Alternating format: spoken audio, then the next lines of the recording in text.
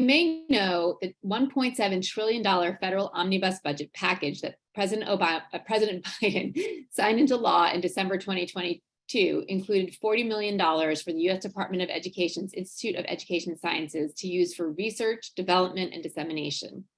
These funds have been designated to create a National Center for Advanced Development in Education, or as we call it, NCADE, which would support quick turnaround, high reward, scalable solutions and research to significantly improve outcomes for all students. As proposed, NCADE would follow a model like that of the Defense Advanced Research Projects Agency, or DARPA, to create the extra flexibility, staffing, interdisciplinary perspectives, and practice orientation needed to achieve breakthroughs in education tools and practices. This is a very exciting prospect that could create the opportunity for bringing the type of transformative innovations generated through DARPA, such as GPS and the internet. But some knowledgeable observers have questioned the applicability of a DARPA model to education. Leaders from the GLR team were able to engage several prominent thought leaders in discussions prior to today's sessions to pick their brains and gain their feedback on the concept of an NCADE, and we will reflect this feedback in the discussion today.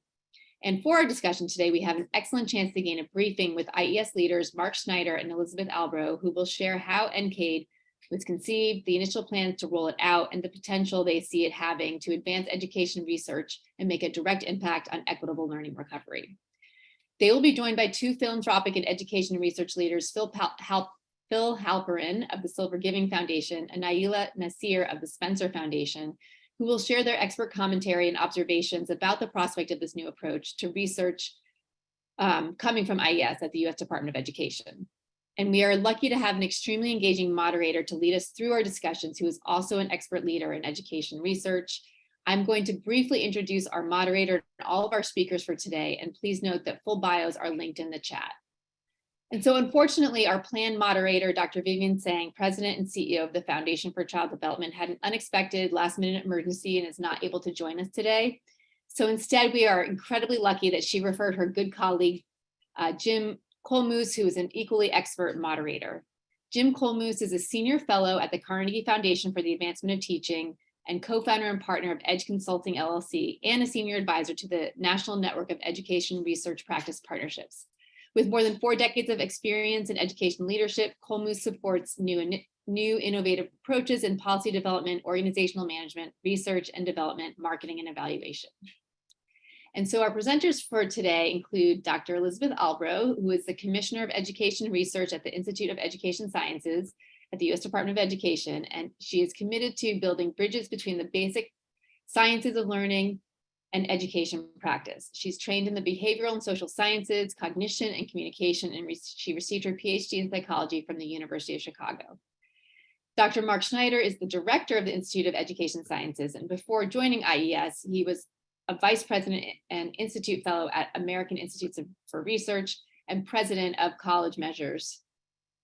Prior to joining AIR, Dr. Schneider served as commissioner of the National Center for Education Statistics from 2005 to 2008, and he is the author of numerous articles and books on education policy.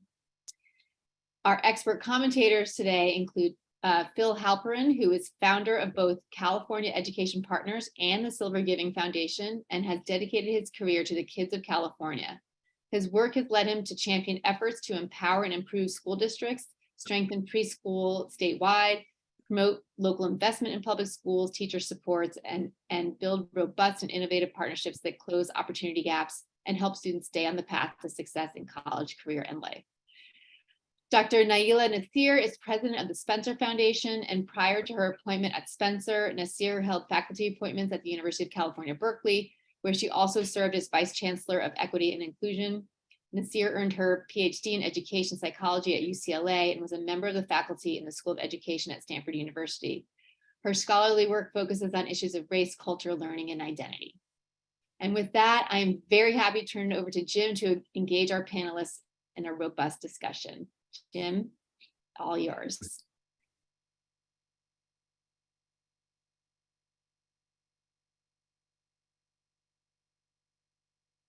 All right, thank you, Emily, and it's just such a pleasure to be here. I think if any of you know Vivian Tseng, you know it's impossible to replace her or even fill in for her, but I'm going to do my best today, and then I'm just really pleased and excited to be here with you to have this conversation with these illustrious leaders in education research. I would say, just as a few framing comments, that we are indeed at a pivotal moment for education R&D, whether it was spurred by the pandemic and the recovery issues that so many people are examining right now, by the racial reckoning and systemic changes that are underway, or whether it's just a combination of a lot of different factors. But there is a flurry of activity going on in education R&D right now. You can think about the Advanced Education Research and Development Fund, the Transformative Research Initiative that Spencer Foundation is undertaking, the collaborative education research effort that Hewlett Foundation funded, the National Academy's report on the future of IES that spurred a lot of interesting conversation, the Alliance for Learning Innovation, that's an advocacy organization that's really trying to promote these ideas that we're going to be talking about today. There's even an initiative called Democratizing Evidence that I'm a part of through a Funders Collaborative. I think all of this suggests that there is a renewed recognition that that education sciences can and should not only be a retrospective examination of what might work under what conditions, but also a forward-facing catalyst for innovation and change. And so this conversation that we're having today is so very timely, and I'm just pleased that our friends from IES, Liz and Mark, are here to go through their thoughts and ideas about where NCADE might go, and then have the conversation with Naila and Phil. But let's start with Mark and Liz, and if you want to give us just a brief overview background of IES and how it's structured and its mission. Mark and Liz. I think this is my call, right? Can we put the slide up just so that folks can see the org chart? So I'm going to just do, for those of you who aren't familiar with IES, the Institute of Education Sciences, and the work that we're responsible for and the work that we've been doing, I want to give you just a few orienting remarks, and then I'm going to turn it over to Mark. So for those of you all who don't know what IES is, we are the independent research arm of the U.S. Department of Education. We are nonpartisan by law. And we are organized, we have 4 centers that report to the Office of the Director, or to the Director himself, Mark Schneider. Mark is advised by the National Board for Education Sciences, and there are 3 deputy directors, and we're missing one on this box because it's a brand new addition. So we have a deputy director for administration and policy who helps us manage our budget and what we're going to be doing. We have a deputy director for science who manages our peer review process and our independent publication authority, which is a key critical dimension of the work that we currently do. And we have an office of communication, which really helps us make sure that we can share what we're learning, what our scholars are learning widely and broadly with the community, and that we have opportunities to engage with the community. All of the work that happens at the center level happens in one of the 4 centers below. On my left, but your right, no, it's all on everyone's left, the National Center for Education Evaluation and Regional Assistance, which we don't include because it makes it too long on this slide. NCEE is responsible for the regional educational laboratories and the work that they do. It is responsible for ERIC, which those of you who are educators on the phone may have used ERIC to find resources to support you. The What Works Clearinghouse, and they're also responsible for independent evaluations of the federal programs. The current commissioner for NCEE, Matt Solner, is also the department's evidence evaluation officer, and he and I spend a lot of time working with our colleagues in the department about evidence building and thinking about how the work that we're doing at IES can feed into the broader work of the department. The National Center for Education Research, where I sit, is responsible for managing discretionary grants, both in research and research training, across a broad range of topics and a broad range of different types of research. And our real goal is to meet the mission of the Education Sciences Reform Act and make sure that we're generating information and knowledge that is meeting and addressing the needs of our scholars, and that we're doing work that's forward-looking and building out things like methods and training the next generation. Our sister center, I'm going to skip over NCS just for a second. NCSR, the National Center for the Special Education Research, is also doing similar work to NCER, but with a specific focus on populations served through IDEA, students with disabilities.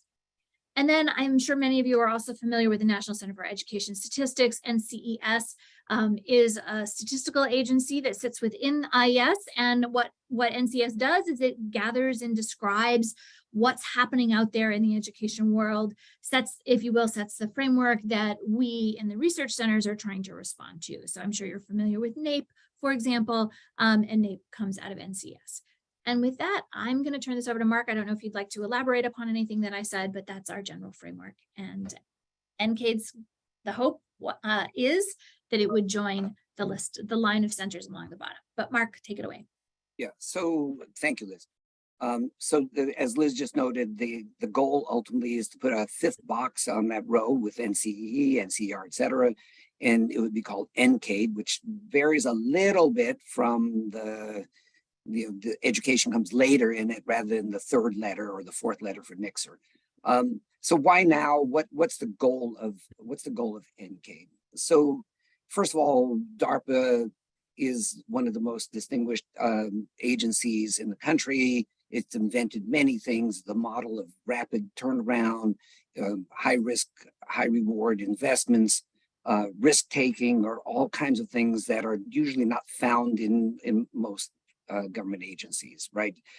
In particular, the embracing of risk is something that is pretty rare in other agencies, but DARPA is built around the fact that most things fail, and that one of the goals is to learn from failure. So the fact of the matter is that failure is very common in any kind of education, in any research endeavor, pharmaceuticals, physical science, biological science, and the fact of the matter is that this happens, and we have to learn to live with failure and to learn from failure. So part of what NCADE is would be high risk, a high reward. I mean, one of the things that seems to be missing conveniently is we tend to talk about the high reward, but we also have to always remember that part of the model is actually high risk. Conversations about something like NCADE or ARPA Ed started when I was in the Department of Education in 2004. We started discussions of that during the Obama administration. It was accelerated, and EIR. So first I3, again, for those of you who've been around for a while, I3 was an attempt to instantiate the ideas of ARPA Ed that turned into EIR. And the ARPA, so ARPA Ed is back in the air right now in a very big way. And there are ARPAs showing up in many places. So DARPA was the original ARPA E. They stole our E, by the way. So that's ARPA Energy is, I think, the second ARPA created and the second most well-funded. And then depending on the agencies, the ARPA Ed, we talk about ARPA Ed, but NCADE, but there's ARPA I, ARPA T. There's many ARPA agencies are beginning to show up across the government. The Office of Science and Technology in the Executive Office of the White House has been extremely helpful in terms of pushing forward the idea of ARPAs. So what exactly would ARPA Ed do?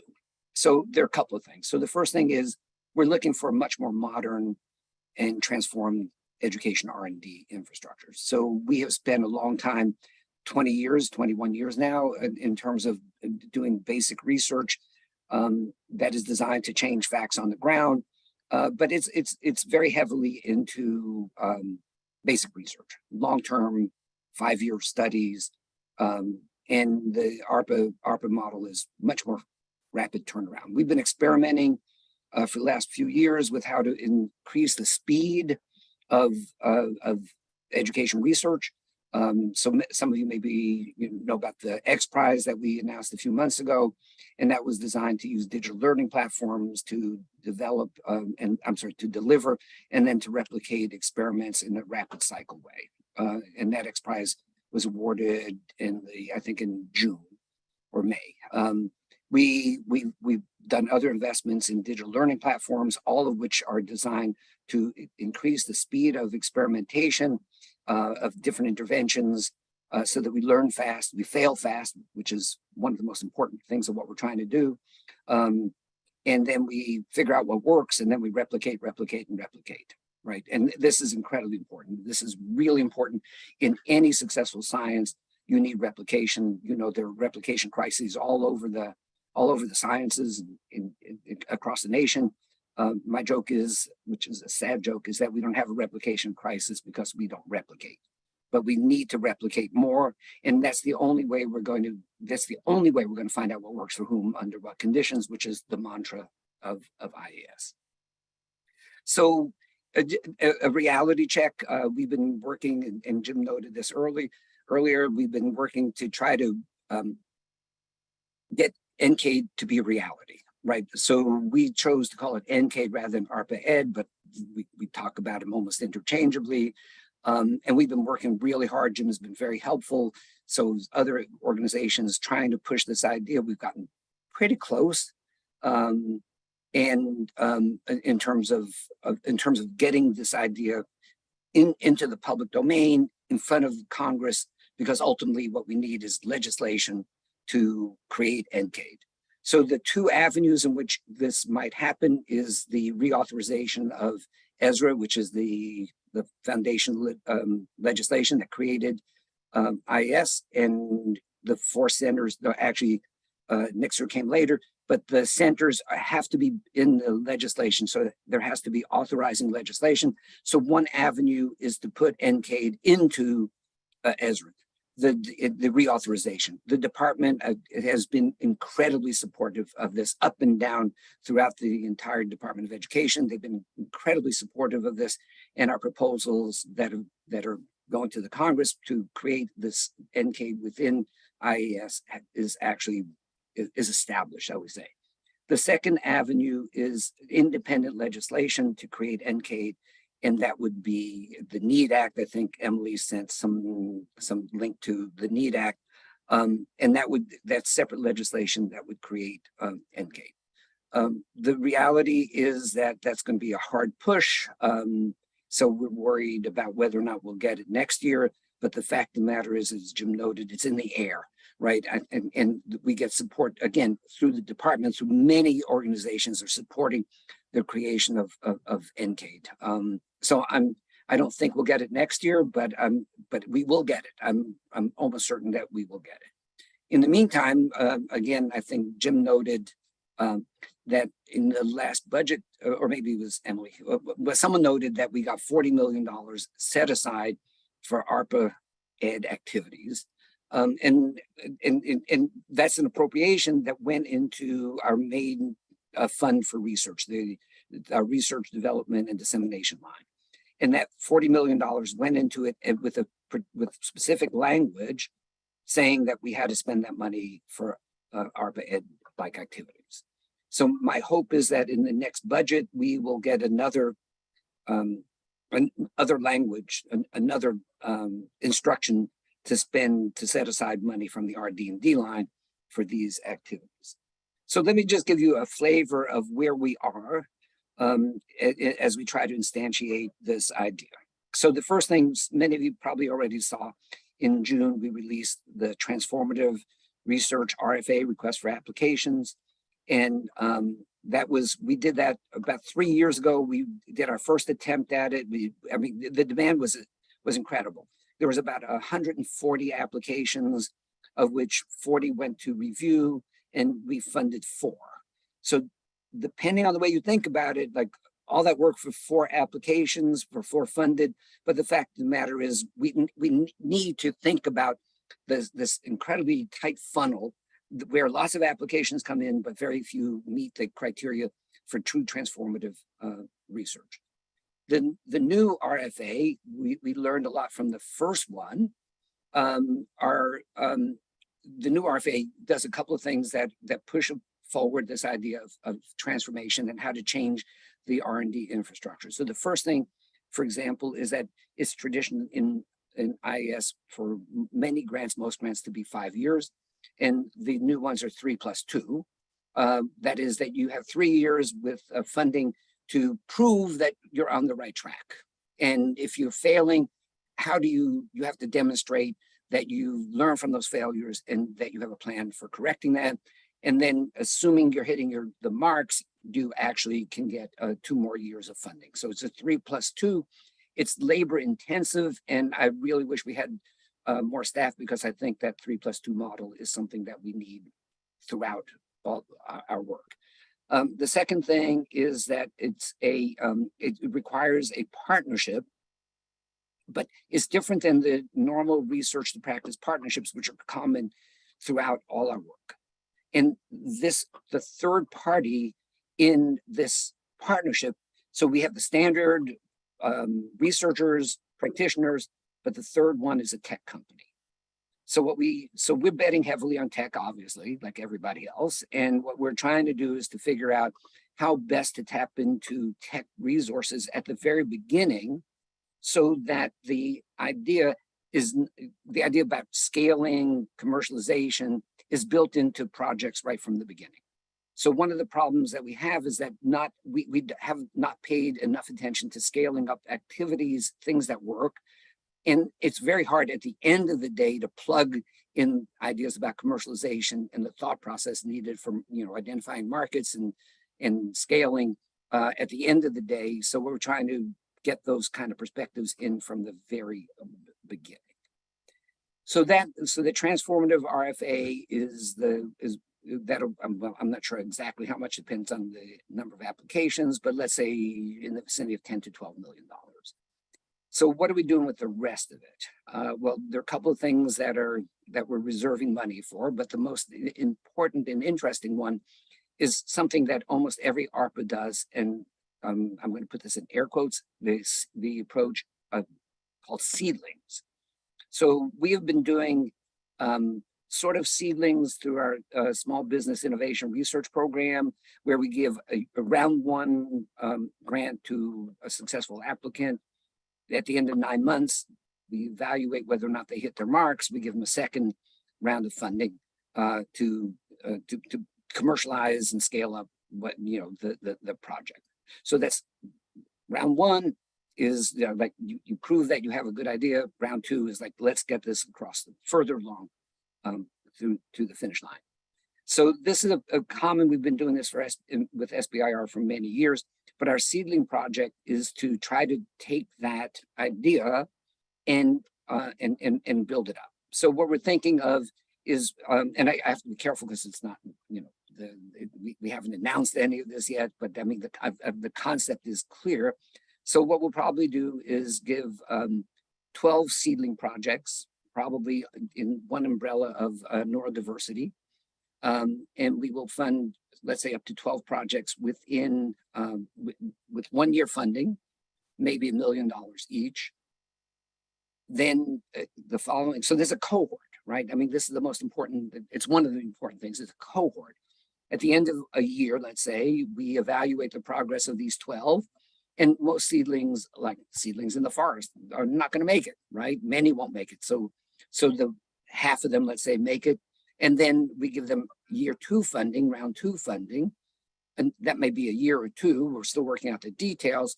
And then here's the difference between our approach for seedlings and SBIR.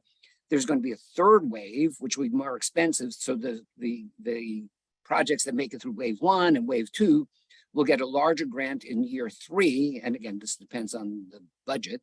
And that will be specifically for scaling up. So you can imagine year 1, next year, 12 seedlings. The following year, we're doing year 2, but then we launch another cohort of year 1s. So in a steady state, we'll have, let's say, 12 year 1s, 7, 8, 6, 8, whatever, year 2, 4 or 5, year 3, but the year 1s now become year 2, et cetera. You understand cohort models. And that. Hey, Mark, I have a, can I just interject here? I just have a question real quick.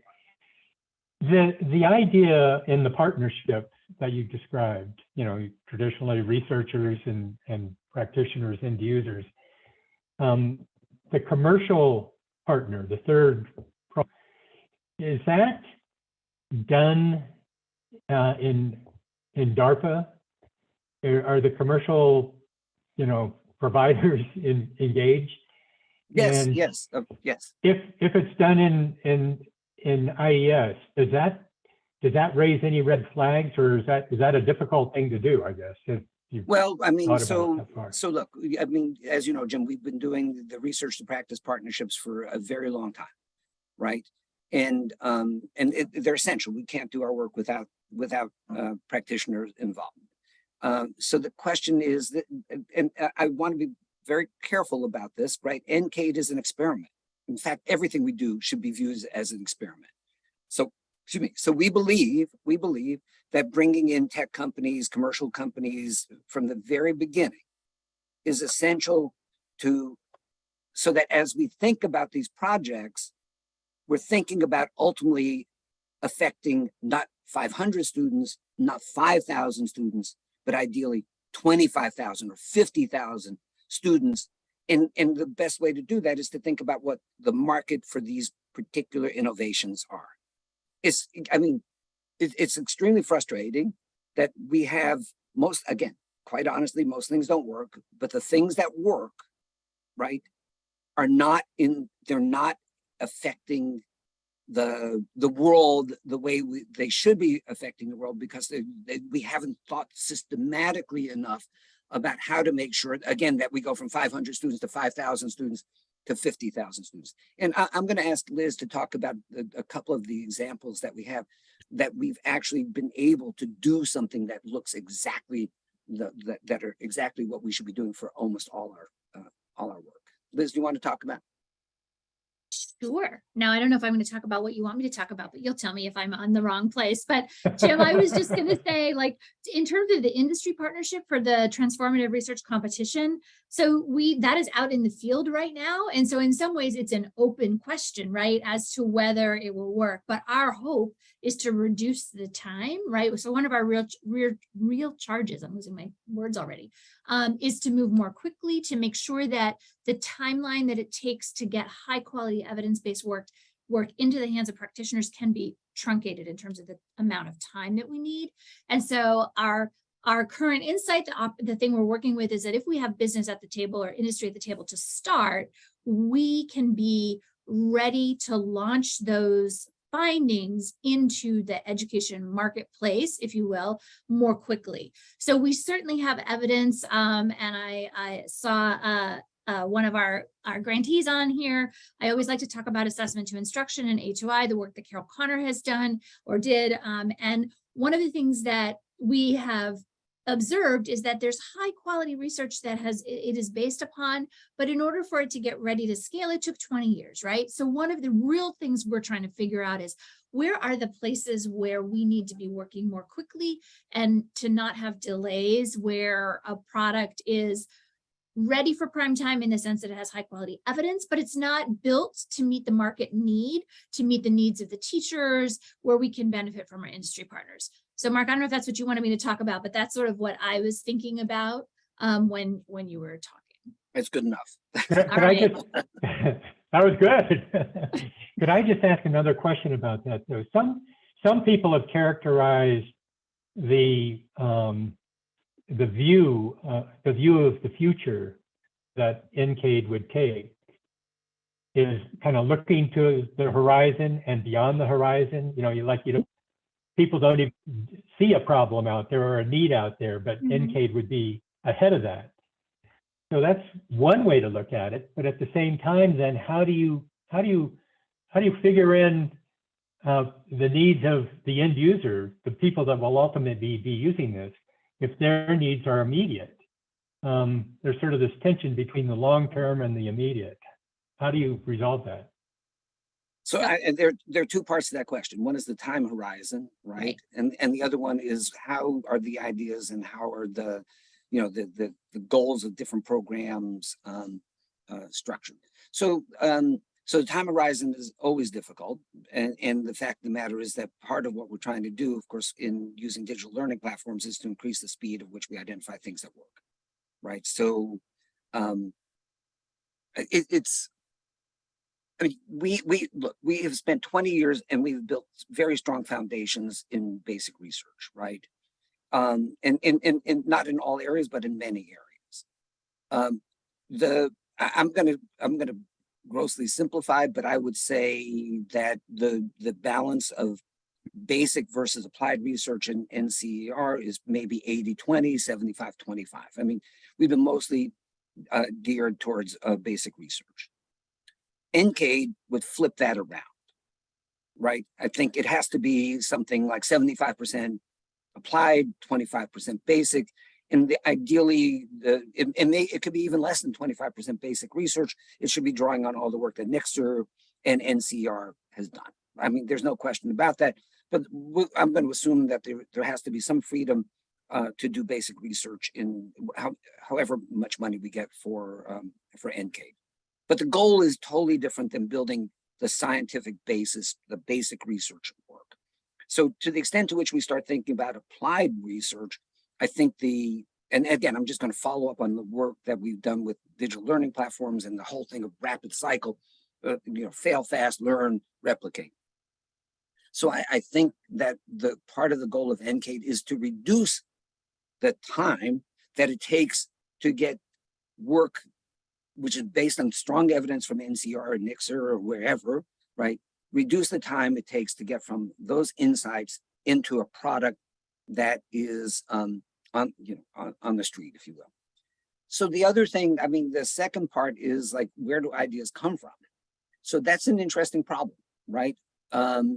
So you know that our model is almost exclusively field driven. So we put out an RFA, for example, and it says, here's the field, this is the problem. And we may suggest some areas that we think are the most important areas of work. But ultimately, we rely on the field to generate those, the questions and the research proposals. So I think, and we've been struggling with this for a long time, right?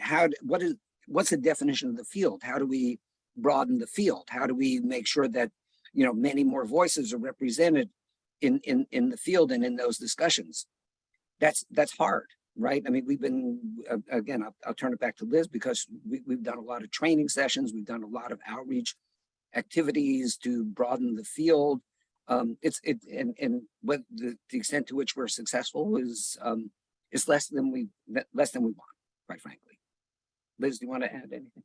Sure. I think, so, Jim, when you first asked your question, I guess I was thinking that when Mark and I talk about what our vision is for this, we're really thinking about building out a portfolio of work, not only in NCADE, but Mark alluded to this in terms of thinking about the current and important and critical functions of the two research centers. So if we're trying to build, if we're trying to figure out what's going to be happening a decade from now, or say 50 years from now, right? Like that long-term future work, we want to make sure that we're providing opportunities that are going to allow folks to think like that, but that's going to be a part of this broader enterprise. And as we're thinking about the balance of that, it does depend upon who is coming in and who is becoming part of the conversation, right? Who's contributing research ideas.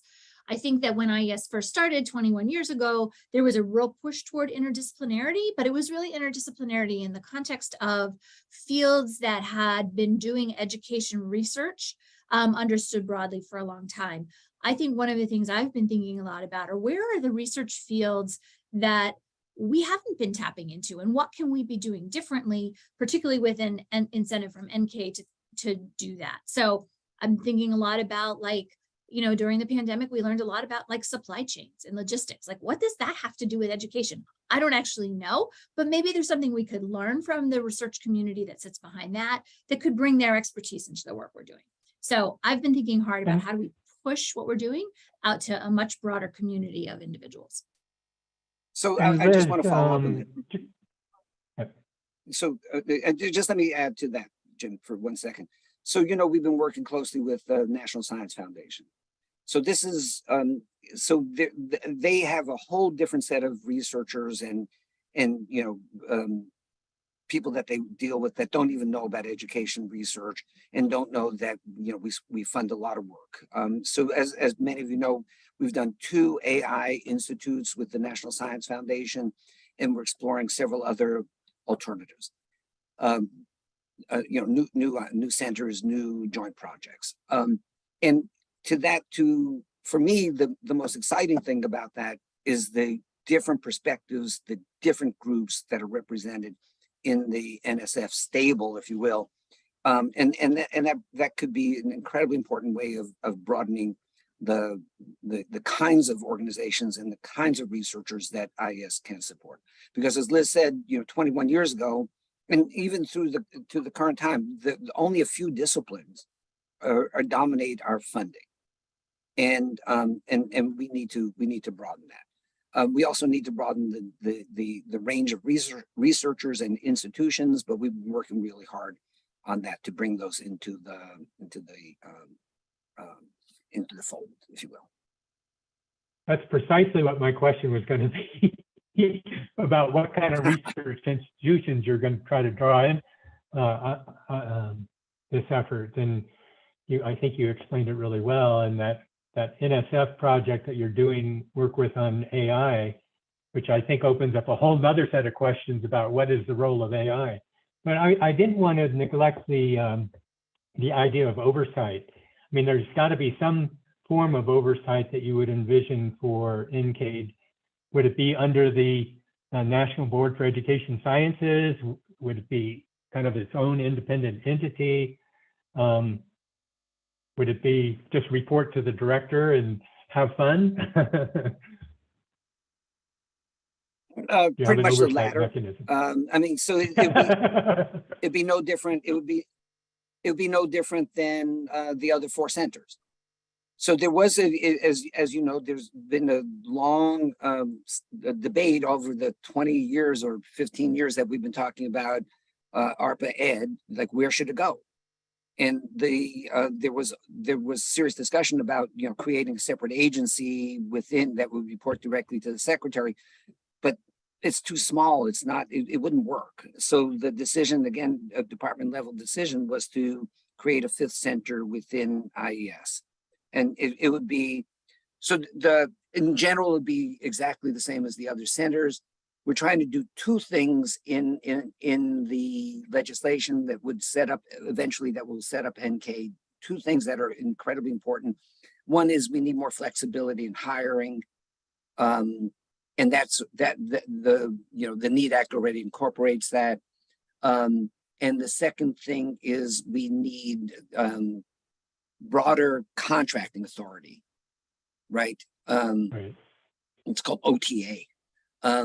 And we haven't gotten that into the proposed legislation yet, but we're working on it. So we need more to make NCADE work. We need more flexibility than we have in NCR, for example. But people recognize that, and you know, the 2 things that we need more than anything else is more flexibility in hiring and you know, this broader contracting authority. Okay, well, Mark and Liz, don't go anywhere, obviously. Thank you so much for these comments and the overview and sort of an in-depth discussion on the different elements of this whole effort. And but let's now turn to Mark and Liz. Not Mark, that's you. Phil and Naila. That's me. We already did it. You already did it. What am I read the wrong line on the script. Both Phil and Naila are leaders of philanthropies, as you learned earlier today when they were introduced. And the words transformative and innovation are used all the time, but it's not clear what they mean by that. And Naila, you've just launched a new program on transformative research. And would you like to comment on that? And then we'll get into reacting to Liz and Mark's comments too. And Phil, we'll get to you after Naila. Yeah, and you know, a few things, kind of preamble. I'm here in my capacity as president of the Spencer Foundation, also I'm a co-board chair of ARDF, the Advanced Education Research and Development Fund, that's also kind of taking up a kind of very aligned body of work that thinks about how we're supporting education systems to be more equitable and developing this model of inclusive R&D. So at some point, I would love to talk about that a bit too. Transformative, yeah. So in a funny coincidence, we launched this transformative research program just a bit before IAS launched their transformative research program. So there's clearly something in the water. And I think that what it signals is that we all see great possibility for our education system and some growth that is necessary in order to serve all kids in the best possible ways. So for us, what we're trying to signal with our use of the word transformative is research that supports change to education systems for equity. And for us, our education systems really need to better reflect what young people and their families want and need. And so there's two aspects of that I think are really important for us. One, systems change. So we're thinking about how does research become a part of working alongside stakeholders like families, communities, educators, systems leaders, so on and so forth, nonprofit orgs, to develop approaches that result in changes to practice and policy that improve access to deep learning. So that's kind of A.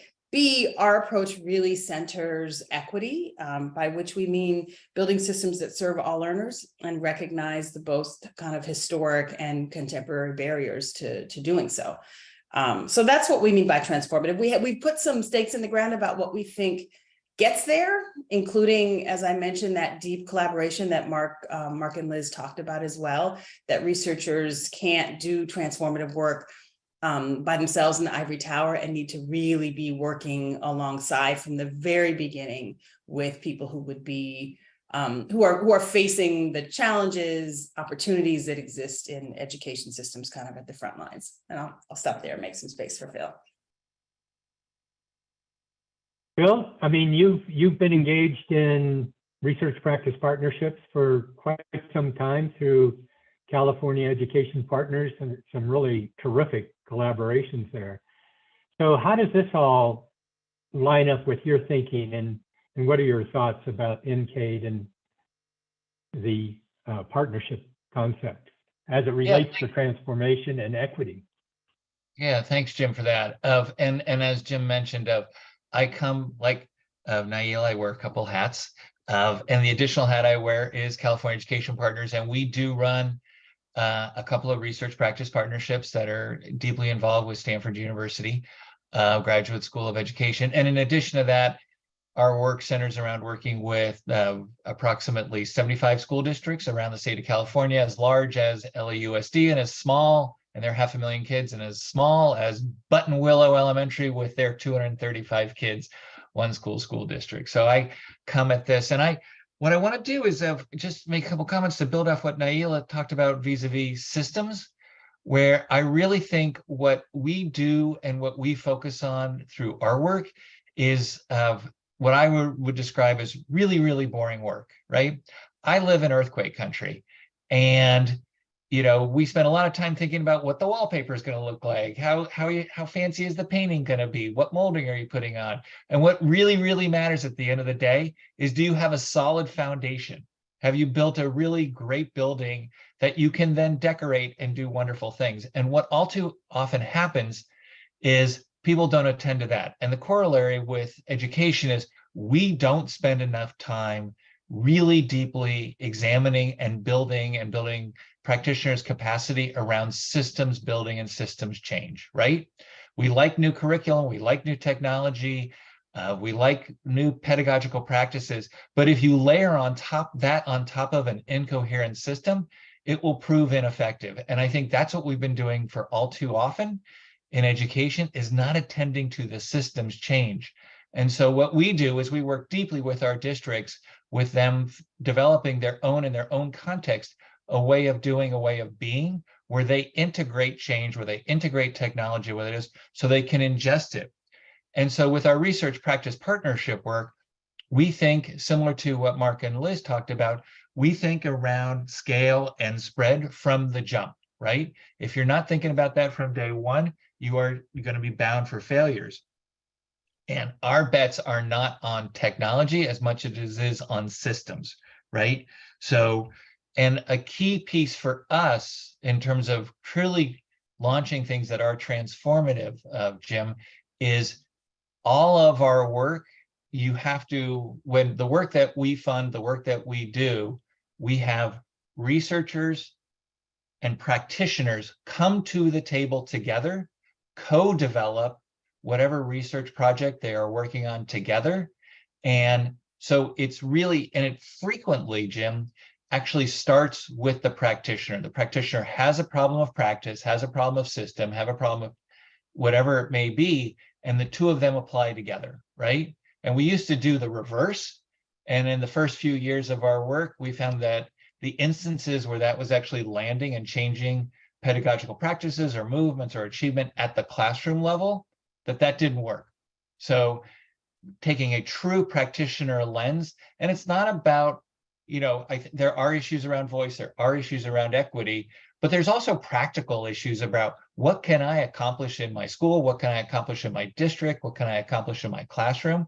And attending to that so that when you do come up with an innovation or you do come up with something transformative, you can actually specifically scale. And then I'll end by saying, I'm a child of Silicon Valley, okay? I believe in failing. I believe in failing fast. And the dynamic that we have in education is we do have to give things time to germinate. We do when we talk about seedlings, this stuff takes time. And, much of my work, the work that I do, signs districts up and signs practitioners up and research up for 3 years, right? And we expect much of those 3 years to involve a high degree of failure, but we look at failure as learning. And if we, I also have a fair amount of knowledge around DARPA, and 95% of what DARPA did failed, but they learned from it and they took from it. And I think the key is having a failure disposition as an asset, as opposed to a problem. I'll stop there. It's great. It's really great. Just as a real quick follow-up, so are you, in relation to what NCADE is, as Mark and Liz described it, is your thinking lined up with it, or is there some friction there or some difference? I think I would say the Venn diagram is about 72.4% of, just to put a number on it. I think we have to create space for risk and failure over time, right? So I do believe that there's a place to be for rapid cycle, but I also do believe that systems change does not happen rapidly. And so, when I talk to other foundation executives and program officers, I'm like, take 20% of your resources and put it towards something that's a long-term failure, right? That's systems oriented, right? And so I believe that a slice of this really does need that kind of focus. And yes, is it important for a portion of this to bet on technology and bring a commercial partner to the table? Yes, but I wouldn't, with all respect, I wouldn't do that. And I know Mark's not presenting that that's the sole focus, but I would make sure that balance is right. Living in Silicon Valley, there's just a lot of technology folks who they're just running around with a new idea. And it's like you putting a Christmas tree ornament on top of a Christmas tree that, looks like Charlie Brown's Christmas tree.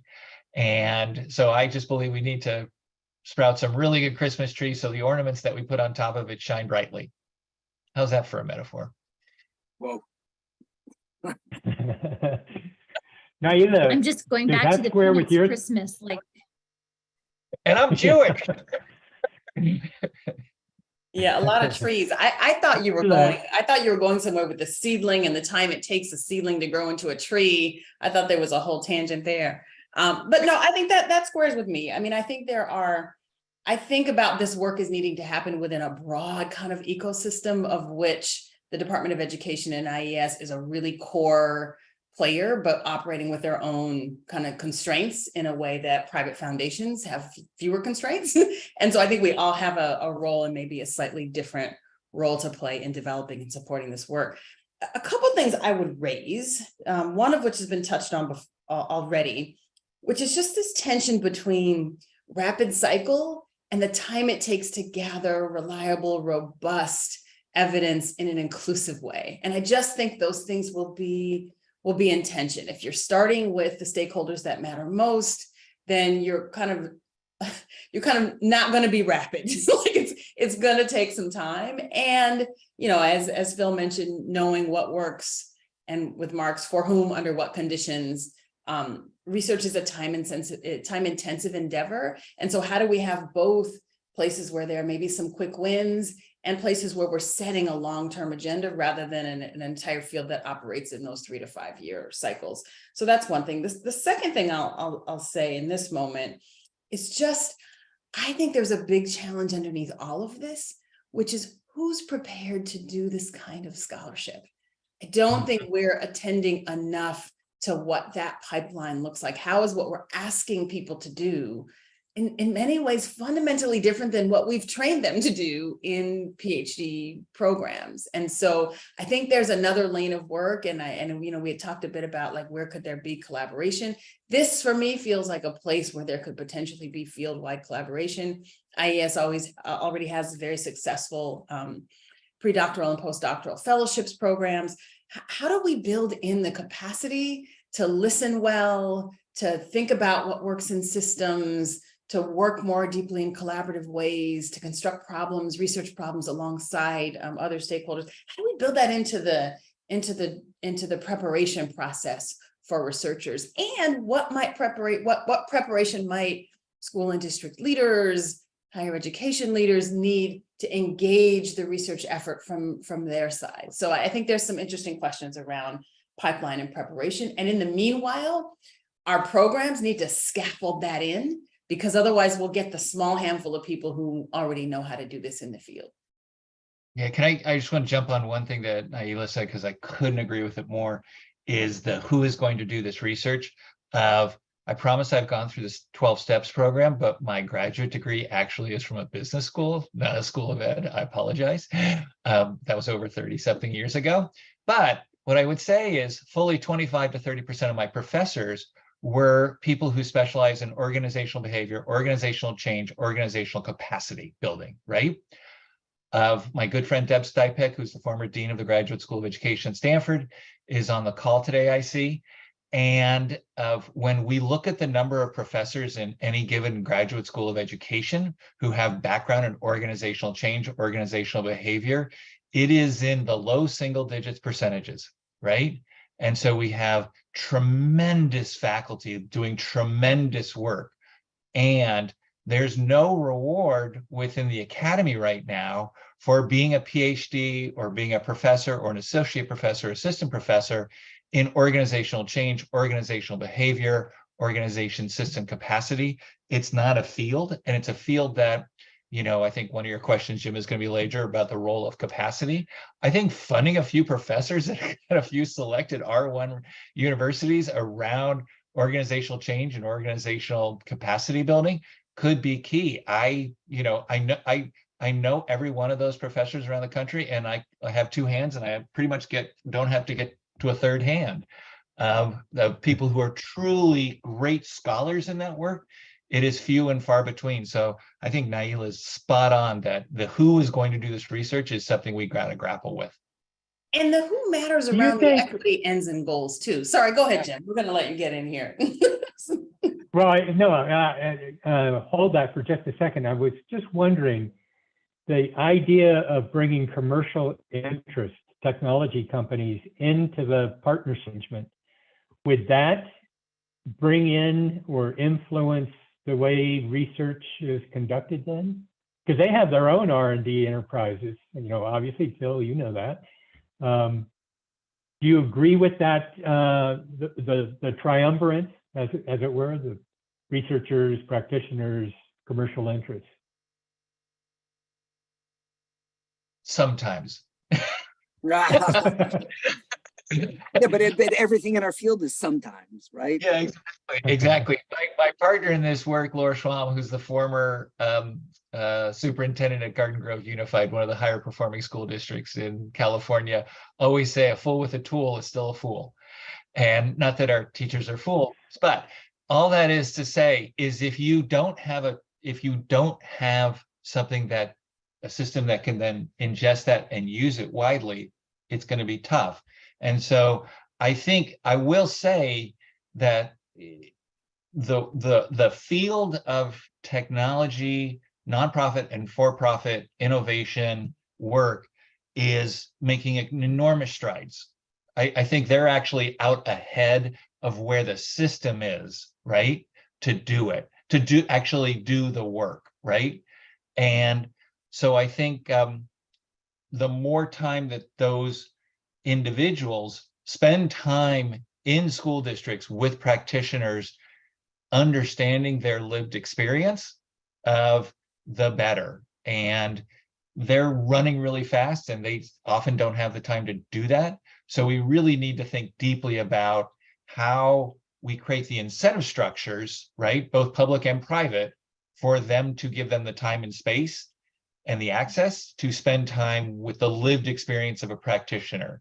Like, you go to some of our more rural California districts, right, and you give them A, B, and C, they're going to look at you like, I don't know who's going to mow my lawn tomorrow. Who's going to drive my bus tomorrow? I mean, understanding the lived experience of a school district is something that I think is often totally not appreciated. I mean, I would agree that technology is not the end all be all solution. I don't think Mark is arguing that. I would also deeply agree that people developing technology tools need to be doing so with scholars and practitioners and communities at the table, lest they develop things that don't connect, aren't useful, don't hold deep learning at center. So I think that trio is really important. And there's a comment in the chat about also thinking about the other maybe more detrimental impacts of technology on education, like holding that as well. I think we need to be holding both of those things. Yes, being mindful that technology tools are going to be developed. They can be a great asset in classrooms, and they can do damage in other kinds of ways that we need to be mindful of and be holding. And back to Phil's earlier point, introducing fancy things into systems that aren't working well isn't gonna be the best fix. So Naila, you were going to make wait. Let me ask Naila just one thing, and then Liz and Mark will get to you to respond to our respondent. But Naila, I interviewed before that you wanted to say something, and I don't know if you remember what it was. Yeah, I was gonna pivot us to talk about equity a bit, because I think that it connected to me to the point about who's going to do this work. And as we think about stewarding a field in terms of the scholarship that can work collaboratively alongside communities, families, educators, education systems, that also for me means stewarding a field of people that bring new and different perspectives and capacities into the field of research. And so being intentional about the connection between our equity goals around creating systems that support all learners and our pipeline into research careers, in thinking about ensuring a kind of research workforce that holds a broader range of perspectives across communities. Those two things feel connected to me. Yeah, and the term equity, Mark, when you and Liz were talking, I didn't hear that word very often in your presentation. Is equity central, do you feel, to the NCADE effort, or is it just one of the ongoing themes? Look, it's built into everything in our legislation calls for this. Our work endorses it. I don't think, and many the SEER principles are governing the way in which we approach our work, and the latest principle was an equity principle. So it's there, right? I think it's one of many goals that we're pursuing. So I think we have to keep that in mind. I want to comment on a couple of things, because I think you want us to start wrapping up so we could open it up for the audience. So the first thing, the first thing that's most important is to remember. So IES is, you know, one of the largest investors in education research in the world, quite frankly. And when, so we've been talking about a piece of the portfolio, right? So we have to remember that we're doing, you know, 5-year projects and 3-year projects, and then we're doing seedlings, right? I mean, and this is part of the problem that I think was a problem in IES. We were never thinking of this as a portfolio of work that balances short-term and long-term, high risk, low risk, high reward, et cetera. And I think one of the most important things, and Liz has been really helpful in this, is like to start reimagining the $100 million a year that we spend now as a portfolio. And again, if you look across the portfolio, you'll see short-term, long-term, high risk, low risk, et cetera. So that's that to me is the most important thing. The second thing is we have been working pretty hard on trying to diversify the education research workforce, right? And Liz could talk in more detail about that, but it's hard going, and it's hard because of the structure of science, right? Most money goes to R1 universities, and within R1 universities, the same people keep showing up over and over and over and over again. It is not a problem just in education, it's a problem in every science. R1s win, the same names are the rainmakers in those fields, right? So we've been trying to figure out how to do this. We talked to Naila over the years, and we'll continue to talk to her. Maybe we could actually do something together finally. I mean, the COVID just ruined so many things. We were close about how to coordinate outreach activities, and then COVID, boom, that was the end of that. But COVID's over, so we need to start thinking again how, Naila's approach and the work that we do could augment one another. The final thing that I want to talk about, which I just mentioned in passing, was the AI institutes that we're doing with the National Science Foundation. And we funded 2 of them, and the one that I'm going to talk about is the one on speech and language pathologies. So for me, there are 3 things in that work that are I think illuminate the future of where I think we need to pay more attention. So this is the problem with speech and language pathology, but it's not just them, right? So what happens is there are millions of kids with speech and language pathologies and very few school pathologists to deal with that. So what happens is that assessments are, too superficial, treatment plans are too superficial. And then on top of that, we take these instructors, these teachers, these pathologists, and we say, oh, by the way, at 10 o'clock tonight, you have to fill out, an IEP, or you have to do this, or you have to do that. And they spend 50% of their time doing paperwork, which, I mean, if you think about this, this is crazy. So there are about 7 strands in this AI Institute. 3 of them I want to highlight because I think they're fundamentally important. So one Mark, is a universal. Mark, I want to move to the audience here in just a second. So if you could do this kind of quick, we got about 30 seconds. Okay. So A, universal screening, AI-assisted universal screening. B, AI treatment plans. Medicine has been doing this forever, right? So we do that. 3, taking generative AI to generate IEPs and take care of other paperwork. To me, those 3 things alone do 2 things. 1, increases the individualized instruction and individualized treatment of students, which is what we should all be aiming at. And the second thing is it frees up teachers and pathologists to do the work that only they could do, rather than burdening them with, with paperwork and more paperwork. So those 3 things seem to be part of the future. That's great. It's really terrific. I want to, Liz, do you have any comments you want to make? I want to turn to Naila and Phil for one last question. then we'll open it up to the whole group. One last question is going to be, what should the role of philanthropy be in all of this? But Liz, do you have something you want to add first? So I will say only that I have actually been thinking a lot about building capacity in terms of what do we need to be thinking about in terms of building capacity for folks to be ready to embrace this kind of new change that we're talking about, or this new way of thinking about the investments we make.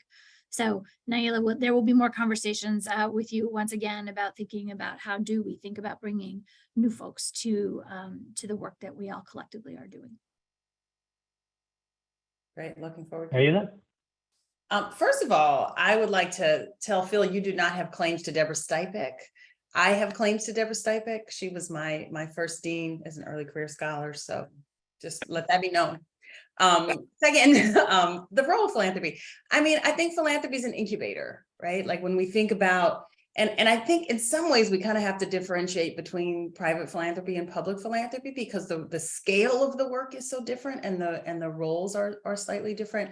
I think philanthropy offers time, space, resources to experiment, to try things, to figure things out, and to see what might be useful. And I think because we're talking about research and different approaches to research, foundations that fund researchers are going to be key in helping to craft and support this new direction. I also want to say from the Spencer perspective, our transformative research program is not us dragging the field to a place it doesn't want to go. It is us listening to what the field said they wanted their work to be able to do. When we talk to scholars across the country, particularly young scholars, particularly equity-minded scholars, what we hear again and again and again is we want our work to matter. We want our work to impact systems. We want to be a part of the solutions of what's happening in education in this country. And we don't exactly know how to do that, or those systems aren't open and available to us. So our work, and I imagine IES's work as well, is responsive to the field in terms of what scholars want and how they want their work to impact the world. So I think philanthropy is a great kind of experimental incubator space. And in the end, we got to figure out what we do with our public dollars that picks up some of the things that we incubate in philanthropy to really have kind of at scale impact to systems. That's great. Great. Phil, and I would like to announce that we're going to get into the Q&A here with the audience. He's going to come on, and if you have questions and answers, we're probably not going to be able to get to all of them, but put them in the Q&A box at the bottom of your screen, if it's at the bottom of your screen. So Phil? Yeah, I plus one to everything Naila said. What I would just add is a couple things. One is, again, I come from Silicon Valley. Robert Noyce, the founder of Intel, had a great saying is, if you're only failing half the time, you're not trying hard enough. And that's actually a moniker that we have within Silver Giving. If only half our grants fail, then we haven't been doing our job. That more than half need to fail in any given period of time, and we give them time to fail, right? We give them the resources, we give them the space, and we reward them. We say, come back to us next time, and we'll probably do something that's good because we're going to learn from that. I would also say, to build off what Naila said, I actually believe that every foundation should just put a stake in the ground, and program officers should fight with their board and fight with their executive director and say 10% of our grant making is going to be around research and evaluation to just learn, right? Not learn in the sake of measurement. If I could tell foundations one thing, I would say into board meetings when a board member asks, how do you know this is going to work? That the answer is, we don't know, and it probably won't. And if we could change some of the disposition within foundations to be more risk-oriented, more learning-oriented, more innovative-oriented, because to build off what Naila said, we are peanuts. We are the smallest amount of money in the entire ecosystem relative to the public dollars. We should be the highest risk takers out there. And we need to do it with communities, not to communities. But we need to have a very different disposition that we have today. If I could add my magic wand, everybody talks about their magic wand, I would change the dispositions of foundations and philanthropy to be much higher risk oriented, much more failure oriented, and see failure as an opportunity to learn. Opportunity to learn. That's great. Okay, Emily, you got some Q&As, some Qs coming at Yes. us. So some really interesting questions, and not surprisingly, a GLR audience a lot is focused on, parents, families, teachers. So first from Isabel Geffner, referencing in her work, she's looking at the What Works Clearinghouse. So she's wanting to know, how do you measure transformation? Is it based on measures already determined by the academic research complex? How is parent voice and experience? How does that factor into determining things that work and what works? So who, was that directed at any one of these folks, or is that Liz and Mark? That's like people producing the research work.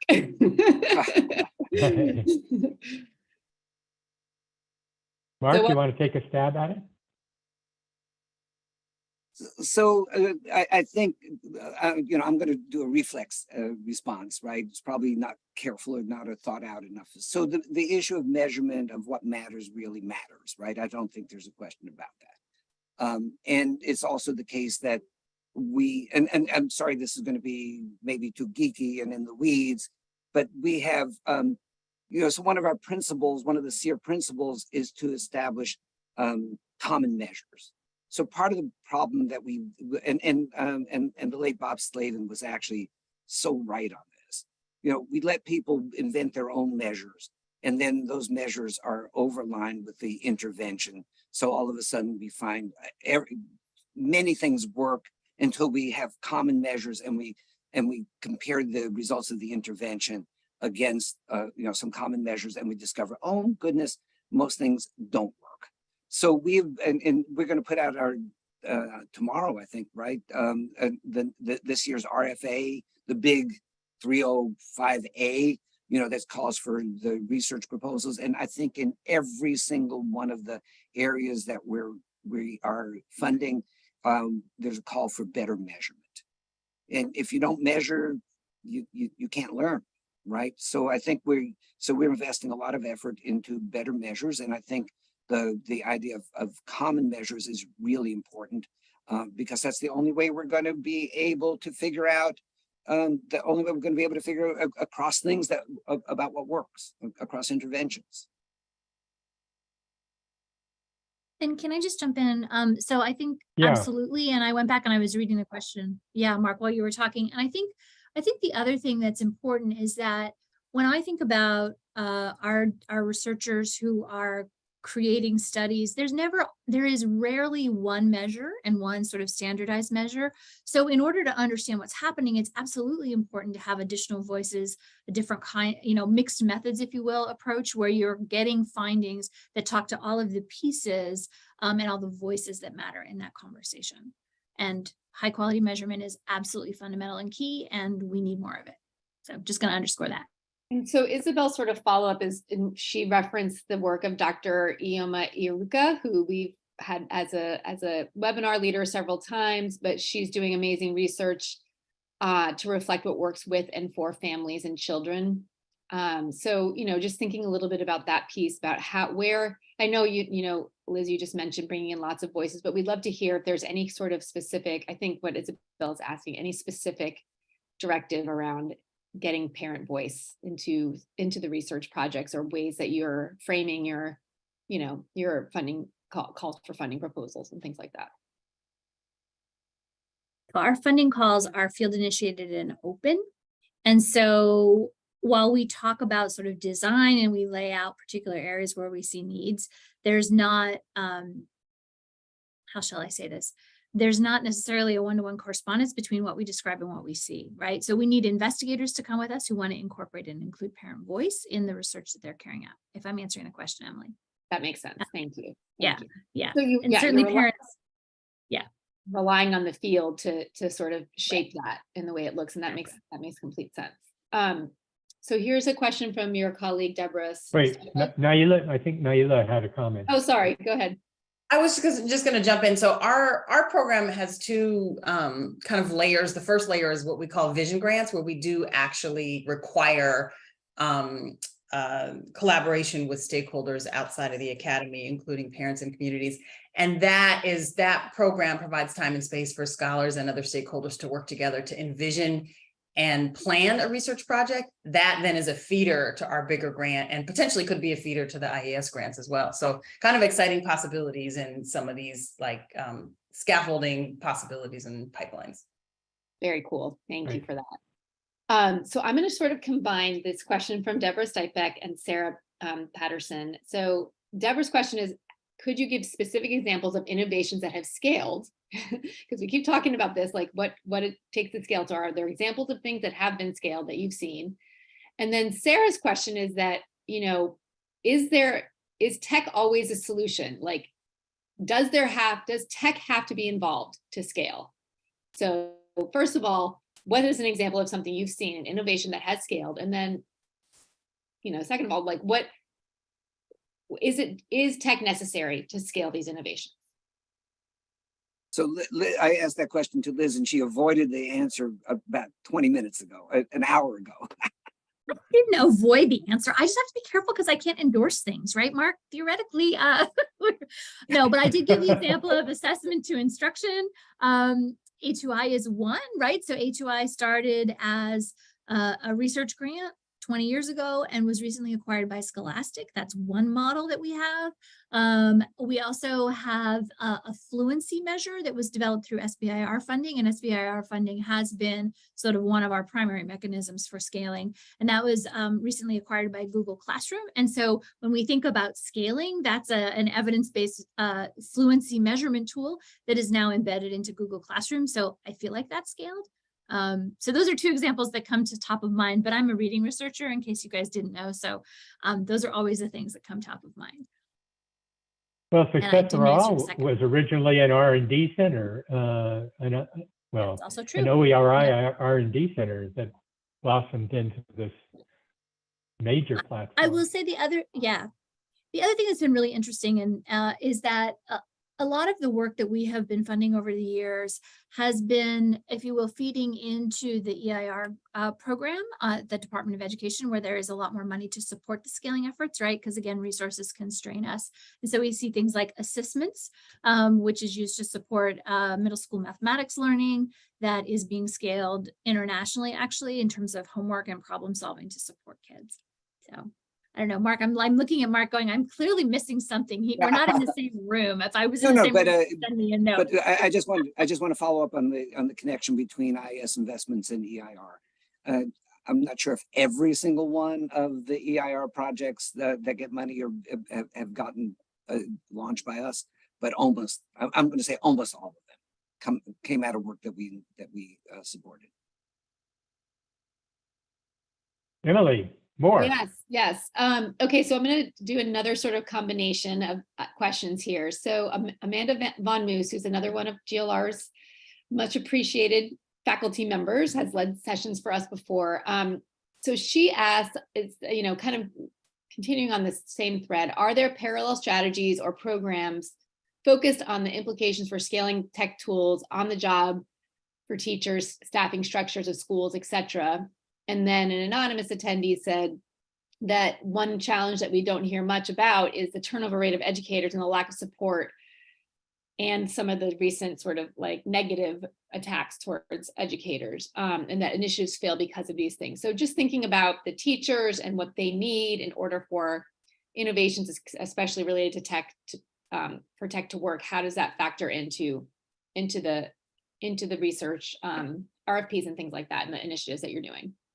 So in a couple of the areas that we're going to release tomorrow, so I have to be careful about what I say today. There is a discussion of using AI tools to relieve the burden on teachers, right? I think we have not gotten to the point where we understand sufficiently how generative AI could help teachers, relieve teachers of so many burdens that they have.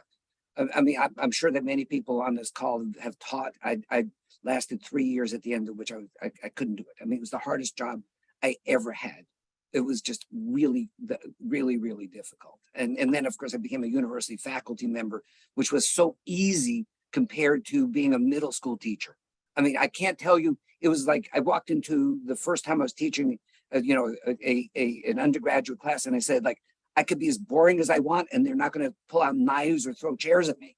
It was just like, I mean, it was just a totally different experience. And it was the hardest job I ever had. And some of it was just nonsense, right?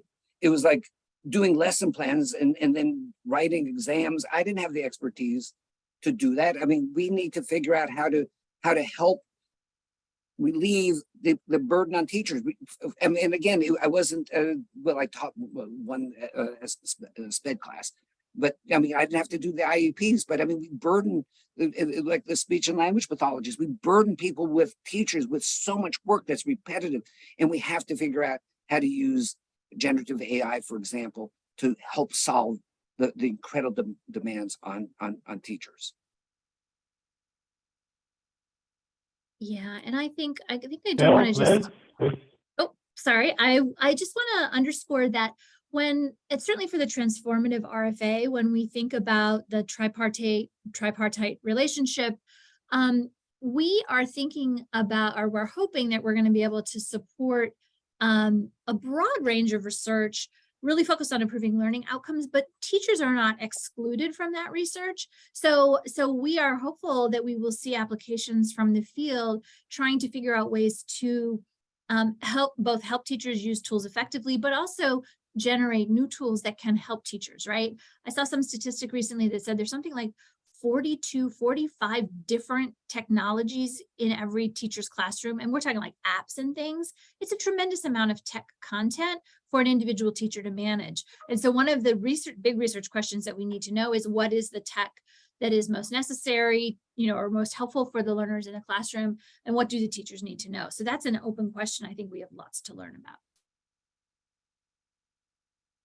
Yeah, I would just add at the heart of this question, though, I think is there's something additional, which is how do these interventions focused on instruction intersect with the broader systems by which teachers are putting together work lives, by which that are political in nature. We're seeing this kind of equity backlash that's really been impacting the lives of school leaders and teachers. And how does our work account for these multiple layers?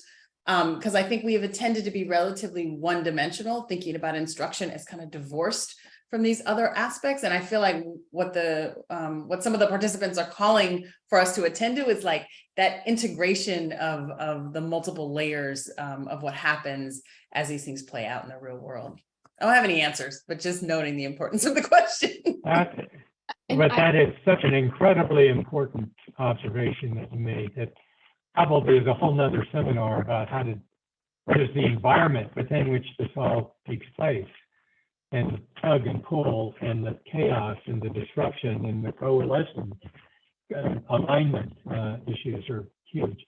Phil, did you want to say something to that? Just let me get one comment in there.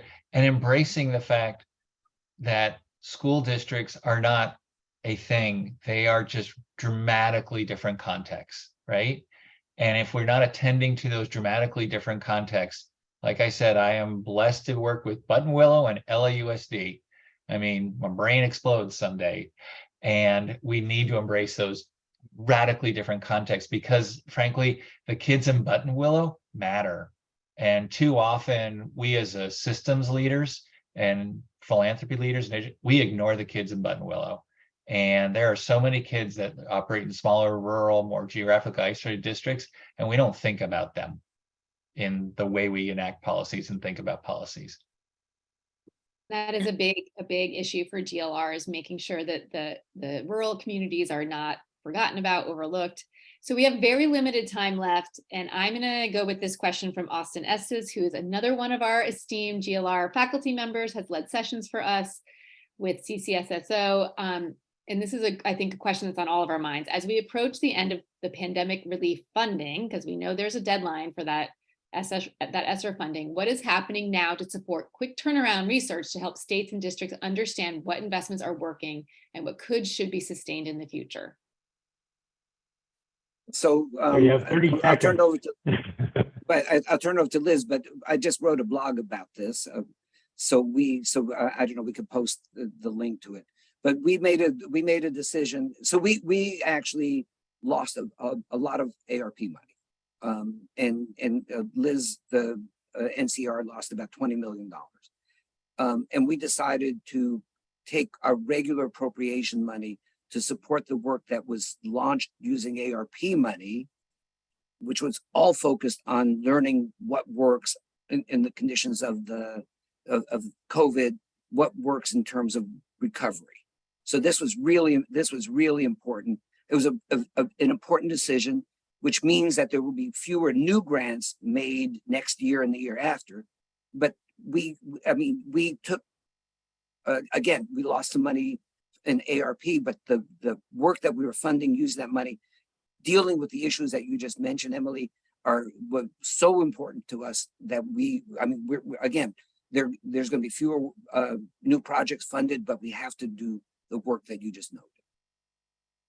Yeah, so I just, And I think we, Jim, can I say, 30 seconds, and then yeah, I just put a link in the chat to the Restart Network, which is the network that's focused on that. And I know that they are compiling what's happening in the field. And so if you all would go on that website, if you have studies or things you want to let them know about, please do, because that's part of their mission and charge so that we can all learn together.